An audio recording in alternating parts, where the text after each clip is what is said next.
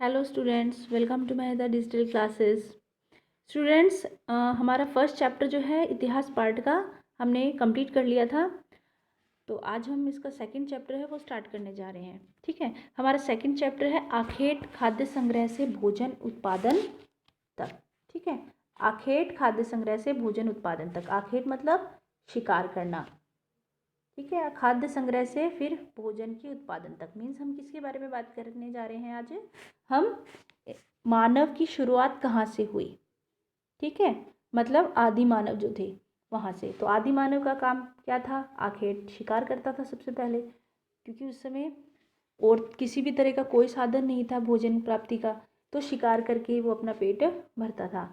फिर धीरे धीरे कैसे खाद्य संग्रह मतलब खाना इकट्ठा करना, खाने के लिए फल फूल ये सब चीज़ें ढूंढना, फिर भोजन उत्पादन तक कैसे पहुंचा, तो इसके बारे में हम आज पढ़ेंगे। ठीक है, ये आपका जो हर चैप्टर है वो एक छोटी सी स्टोरी से स्टार्ट किया गया है। तो इसको भी हम एक बार रीड कर लेते हैं। Okay student, let's start the chapter.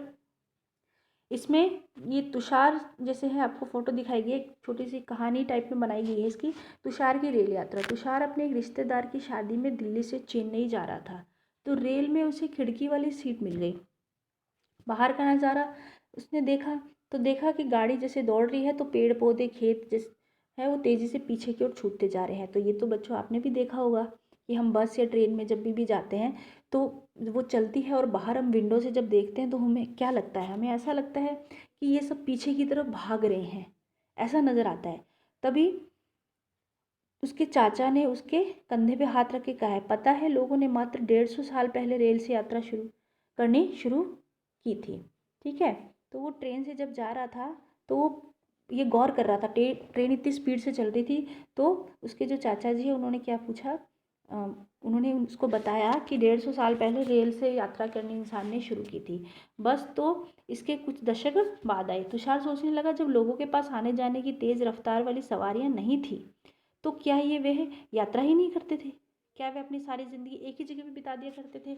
नहीं, ऐसी बात नहीं है। मतलब कहने का मतलब उसने क्या प्रश्न पूछा था अपने चाचा जी से कि जब इस तरह की कोई साधन नहीं थे आने जाने के, तो क्या लोग एक से दूसरी जगह जाते नहीं थे, एक ही जगह पे रहते थे?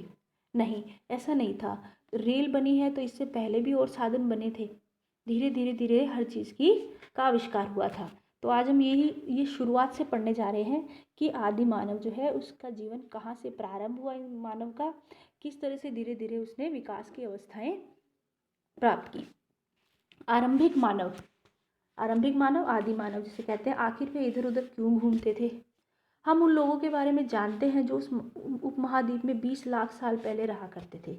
आज हम उन्हें आखेटक खाद्य संग्राहक के नाम से जानते हैं। ठीक है, हंटर और गैदरर जिसे कहते हैं इंग्लिश में, हिंदी में आखेटक और खाद्य संग्रह। आखेटक मतलब जो शिकार करने वाले, खाद्य संग्राहक सिर्फ भोजन इकट्ठा करना जिनका मकसद होता था, भोजन की तलाश में इधर उधर घूमना।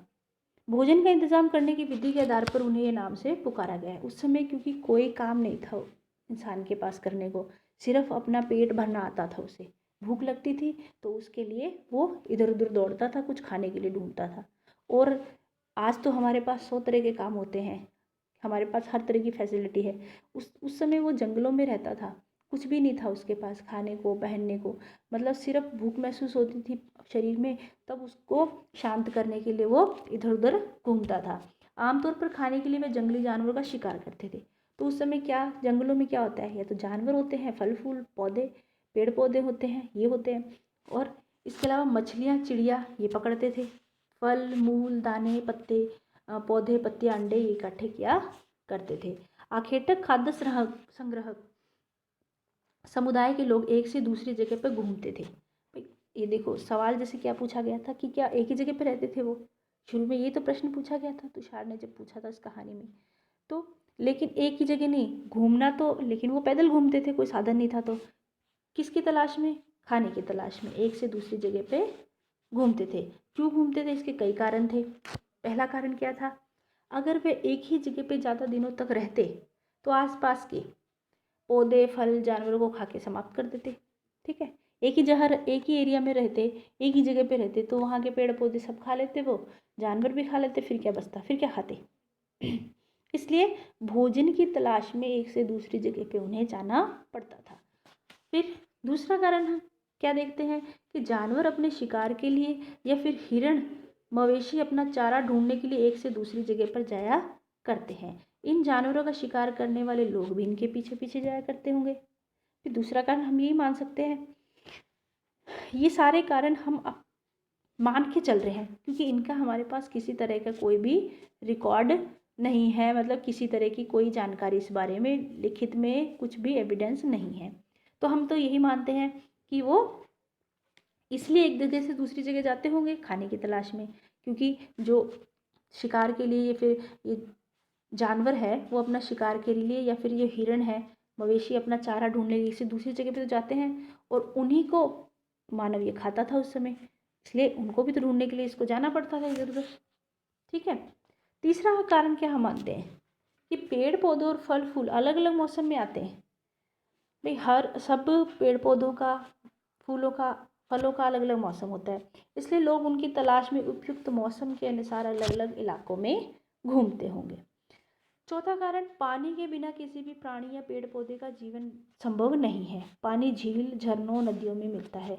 कई नदियाँ, कई झीलों का पानी कभी नहीं सूखता और कुछ का पानी बारिश के बाद ही मिल पाता है। मतलब कुछ नदियों, मान लो ऐसी जगह रह रहे हो जिन नदियों का पानी सूख गया हो गर्मी में, तो वो पानी की तलाश में एक से दूसरी जगह पे घूमते थे।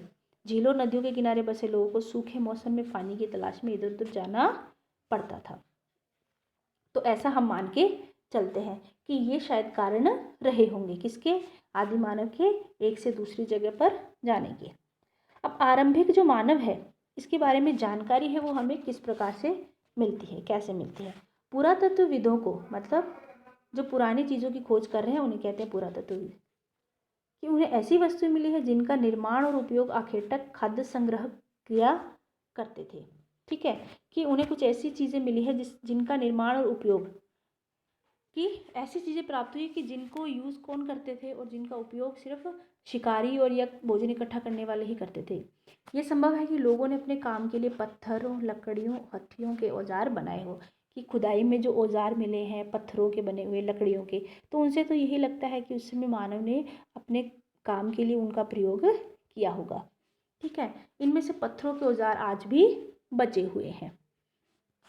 इनमें से कुछ औजारों का उपयोग फल फूल, हड्डियाँ और मांस काटने, पेड़ों की छाल और जानवरों की खाल उतारने के लिए किया जाता था।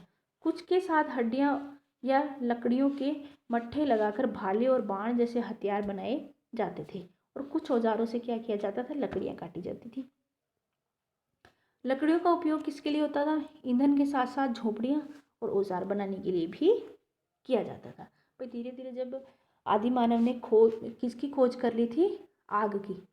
ठीक है, इसके बाद उसको धीरे धीरे क्या आ गया था, आग की खोज के बाद में उसको ईंधन के रूप में लकड़ियाँ चाहिए थी, तो उसको काटने के लिए भी इन औजारों का प्रयोग करता था। साथ साथ झोपड़ियाँ बनाने के लिए भी। तो उस समय उसे जो मिलता था, पहले पत्थर थे तो पत्थरों के औजार बनाए थे, कुछ किसी जैसे जानवर को मारने के लिए कोई नुकीला पत्थर है उसका एक औजार बना दिया। ठीक है, या फिर कोई मोटा कुछ पत्थर लेके और किसी चीज़ को प्रयोग में कर लिया। ठीक है, इस तरह से पत्थरों के औजार बना लिए, धीरे धीरे लकड़ियों के भी बनाने शुरू किए। ठीक है, हड्डियों के, जो जानवरों की हड्डियाँ थी उनके भी औजार बनाने शुरू किए। तो ये सब चीज़ें हैं जो हमें मिली है, उनसे हम ये पता लगाते हैं कि आरंभिक मानव जो इस तरह से था, मतलब आखेटक था और एक खाद्य संग्रहण का खाद्य जो संग्रहक है इसे कहा गया है। ठीक है ना। तो बच्चों ये चैप्टर आज हम इतना ही पढ़ेंगे। ठीक है, इसके नेक्स्ट वीडियो में इसका नेक्स्ट पार्ट कंप्लीट करेंगे हम। Okay students, thank you.